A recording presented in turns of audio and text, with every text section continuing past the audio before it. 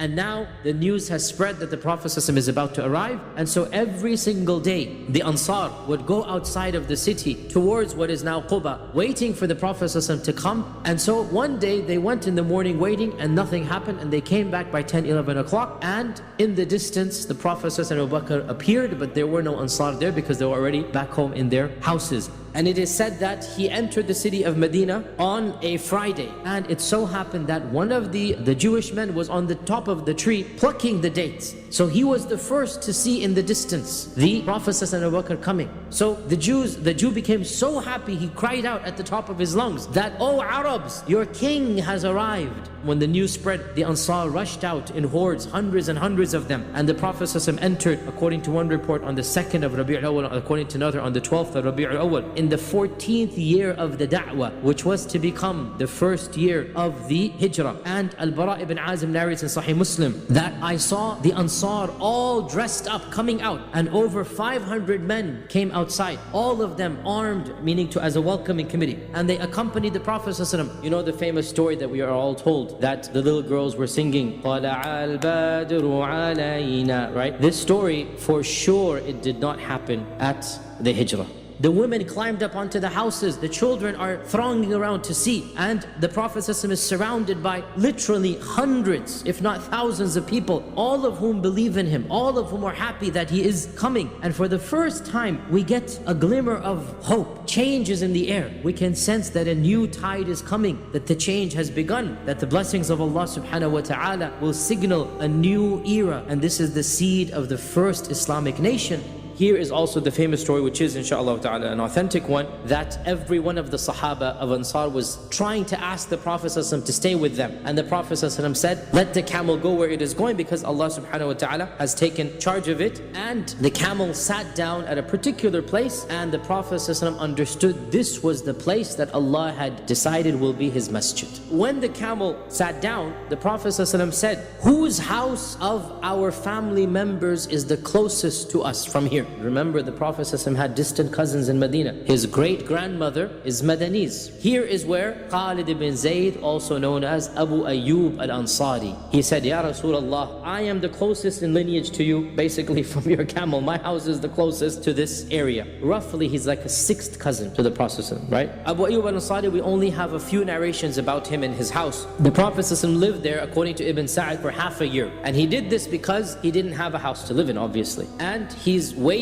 for the masjid and the house to be built. Abu Ayyub's house also had 2 stories in it. And so Abu Ayyub and his wife moved upstairs, and the Prophet ﷺ and Abu Bakr were living downstairs. Ibn Hisham mentions a story that occurred one night, that in the middle of the night, Abu Ayyub turned over in his sleep and he knocked over the water bottle. And he became worried that the water would seep from the 2nd floor, basically, and drip onto the Prophet ﷺ as he was sleeping. And so he woke his wife up, and the two of them, they spent the entire night soaking their own blanket with the water, making sure, dreading basically that maybe one drop of water would possibly irritate the Prophet ﷺ. It is also narrated in a hadith in Musnad Imam Ahmad that one day Abu Ayyub was with his wife upstairs, and then فَانْتَبَهَ, he realized, and he said to his wife, "We are walking above the head of the Prophet ﷺ." And he realized this in the evening. And so him and his wife spent the night cramped next to the sides now. So they sit with their feet withdrawn in for the entire night.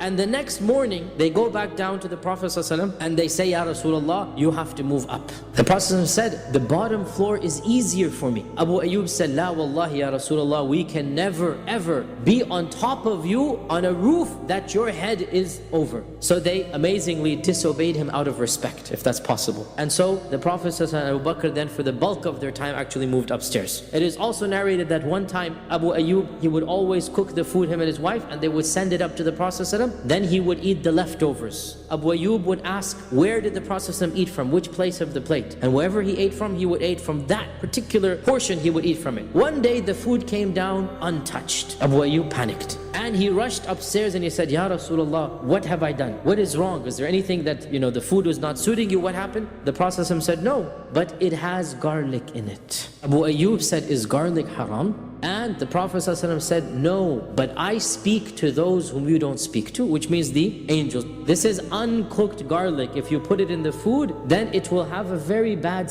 after smell. getting back to the story of the masjid itself. As we said, the camel sat down in a small area of land. The Prophet ﷺ said, who does this land belong to? They said that it belongs to so and so and so and so. They are orphans, their father owned the land, now they have inherited this land. So the Prophet ﷺ said, call them here, we're going to build a masjid here, so we need this land. According to one narration, their names were Sahal and Suhail. When the orphans came and they figured out what the Prophet ﷺ was doing, they were already Muslims. They said, Ya Rasulullah, this is a gift to Allah from us. The Prophet ﷺ said, no, I will only take it with its due price. And he negotiated a price with them, and he paid them the money to purchase the land from them. And he ordered that the few date palms that were there were probably less than a dozen. He ordered that they all be cut down, and he used those very trees to form the walls of the masjid. Talk about being green and conservation. The front and the back walls were made with those trees, and the side walls were made with the clay bricks that they had in Medina at the time. And there were one or two graves from very old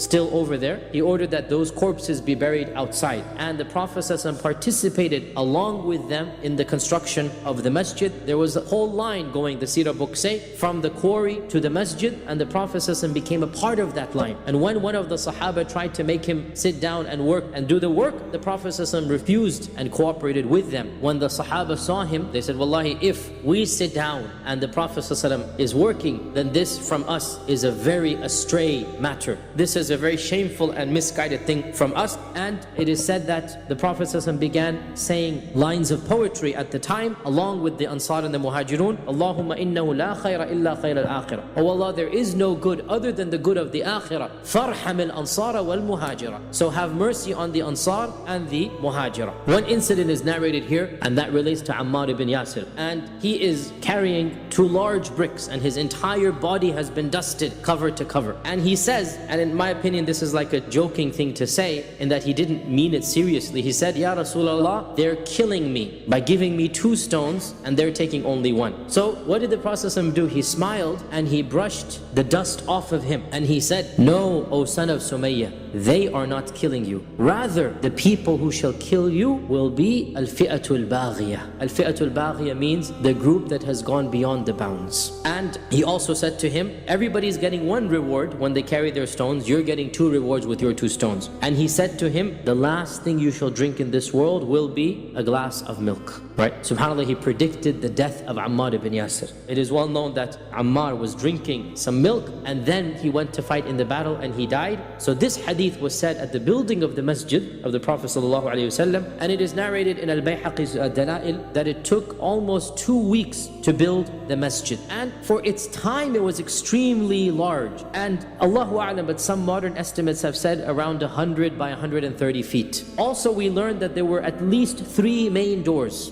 One on the south side, that's the Bab al-Rahma. One on the west side, that's called Bab Jibreel. And one on the east side, and that is called Bab al-Nisa. And the reason why it's called Bab al-Nisa is that a few years later, Umar ibn al-Khattab suggested that men and women should not enter with the same door. And so the Prophet ﷺ said, okay, that east door is the door for women. In addition to these 3 main entrances, there were also a number of small entrances that were private entrances. These were the 3 public ones. There were at least half a dozen private. Realize in those days, the walls were such a luxury item that people would use the same wall for both sides, right? So if you build a wall here, the other side would automatically be taken by a house. And so whoever is living on the other side of the wall would have direct access to the masjid. So we know for a fact that Abu Bakr was one of those whose house was attached to the masjid, because on his deathbed, the Prophet ﷺ said, every single door of these private doors shall be locked and sealed from now on, except the door of Abu Bakr. And of course, the main one that we know for sure is the Prophet ﷺ and Aisha, right? Aisha's house was literally attached to the masjid, such that the only thing separating it was a curtain. And this was a private entrance. The house had a public entrance on the other side. We also know from one narration from Hasan al-Basri that the roof of the masjid was actually very low, that if he put his hand up, he could feel the roof of the masjid. We also know that initially the Prophet ﷺ only covered one area of the masjid with a roof. So at one time, the front portion of the masjid was covered by thatched palm leaves. Towards the middle of the Madani period, we don't know exactly when, the Prophet ﷺ ordered that a roof be built over the whole masjid. And of course the blessings of the masjid are well known. It is one of the three sacred masjids in Islam: Mecca, Medina and Jerusalem. These are the only three sacred lands in our religion, by the way, that one should travel to. We all know as well that a prayer in Masjid al-Nabawi is equal to 1,000 prayers anywhere else. We also know that the Prophet ﷺ said, what is between my house and my mimbar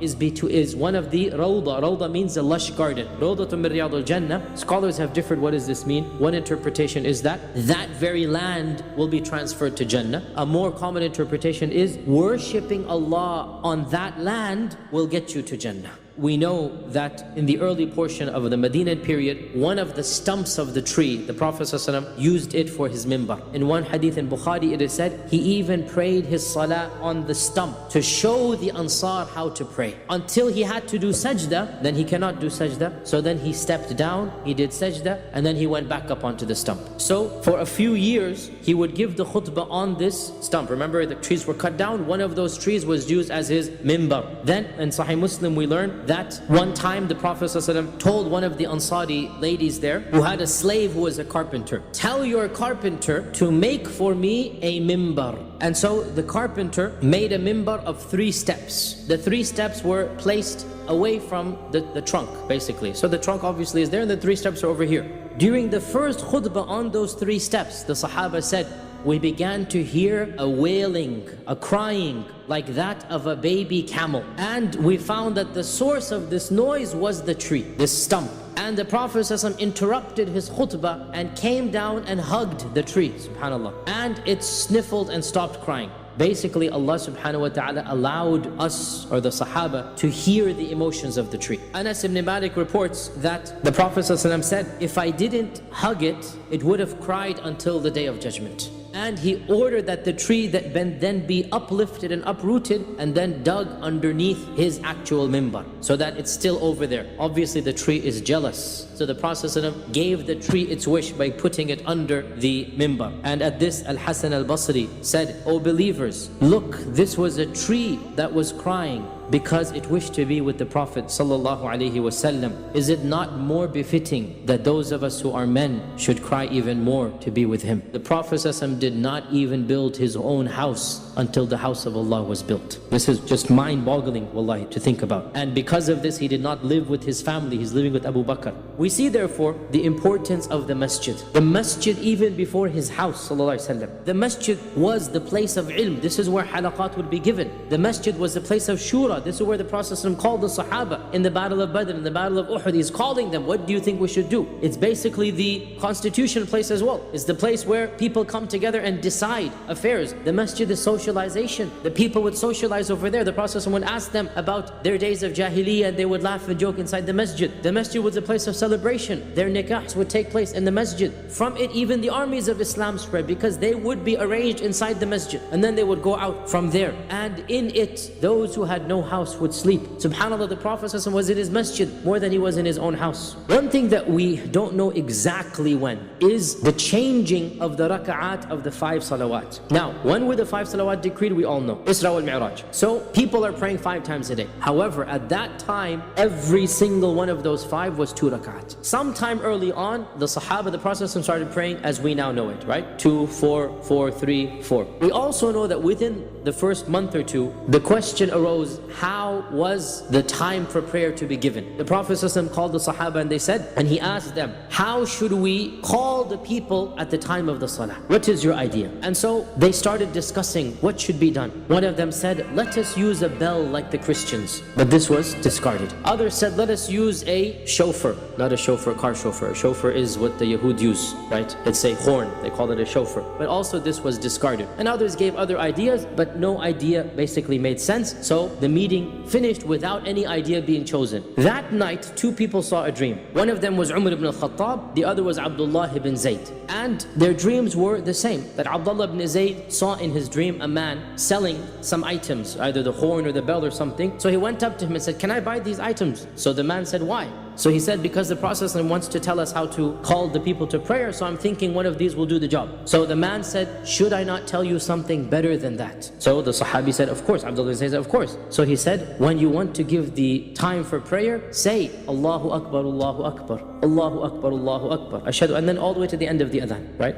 And then he woke up, and the dream was so vivid in his head, he just put on his garments and rushed outside to the Prophet ﷺ. And he said, "Ya Rasulullah, this is the dream that I saw." And he told him the entire dream. And the Prophet ﷺ said, "This is a true dream. Stand up, O Bilal, because you have the loudest voice." And Abdullah bin Zayd, go up with him to the roof of the masjid and tell him every phrase, and he'll repeat after you. And so Abdullah bin Zayd said, "Allahu Akbar, Allahu Akbar," and Bilal repeated in a loud voice, "Allahu Akbar, Allahu Akbar." And so technically Abdullah bin Zayd did give the first adhan, but except it was to Bilal. But then Bilal is the one who proclaims it to the entire world. And as he's giving the adhan, Umar comes rushing into the masjid without having fully tied his lower garment, right? And he says, "Ya Rasulullah, I saw these phrases in the dream." So Allah Azza wa Jal had shown it to multiple of the Sahaba, and Allah had willed that Abdullah bin Zayd was the one who get the honor of telling it to the Prophet sallallahu alaihi wasallam. We already said that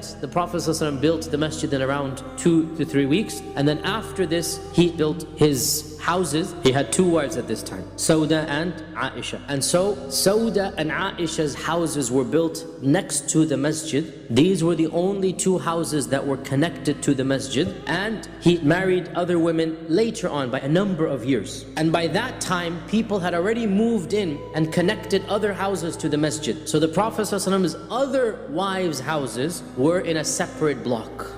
Now, at this stage, hijrah was obligatory on every individual Muslim, down to women and children, to emigrate from Mecca and come to Medina, except for those who are genuinely weak of the men, women and children, but they cannot find a way out, nor can they find a passage to get to Medina. For these people, they will be forgiven. The ruling of hijrah from Mecca to Medina, it was fard ayn for the Muslims of that time. And then after the conquest of Mecca, this ruling was abrogated. And so the Prophet ﷺ said, hadith is in Sahih Bukhari, "La hijrata ba'da al-fath." There is no hijrah after the conquest of Mecca. Is it permissible for Muslims to voluntarily and willingly live in a land that is not a land of Islam? Hanafi and the Hanbali opinion, and also the standard Shafi'i opinion, is that it is permissible for a Muslim to live in lands that are not Darul Islam with some basic conditions. And of these conditions is that the Muslim is secure in his religion, he's not being tortured, he's not being forced to do haram, and he can live an Islamic life. And they base this on an authentic hadith which is as explicit as possible. So this is also my position as well. It is a hadith of the Sahabi known as Fudayk. Towards the end of the Prophet's life, after the conquest of Mecca, Fudayk came to Medina and he said, "Ya Rasulullah, the people are saying that whoever does not do hijrah will be destroyed." And in one version he said, "My people are upon shirk. My tribe has not yet all accepted Islam, but I am a Muslim. And so I have been told that I have to make hijrah." So the Prophet ﷺ said, "Ya Fudayk, establish the salah and avoid the sins and live with your people wherever you like." This hadith is reported in Ibn Hibban's Sahih. How did the early immigrants, how did the Muhajirun find the environment? How did they like Medina? The early Muhajirun did not like Medina because there is truly no place like home. And so the Prophet ﷺ made a special dua for all of the Muhajirun. "Oh Allah, make Medina beloved to us like we used to love Mecca, or even more than we used to love Mecca. Oh Allah, bless us in our food measurements," meaning all of the food supplies of Medina, right? "Oh Allah, take the bad weather and the bad diseases and plagues and throw it outside of Medina in the barren land of Juhfa." And of course Allah answered that dua, and therefore the Sahaba began loving Medina even more than they used to love Mecca.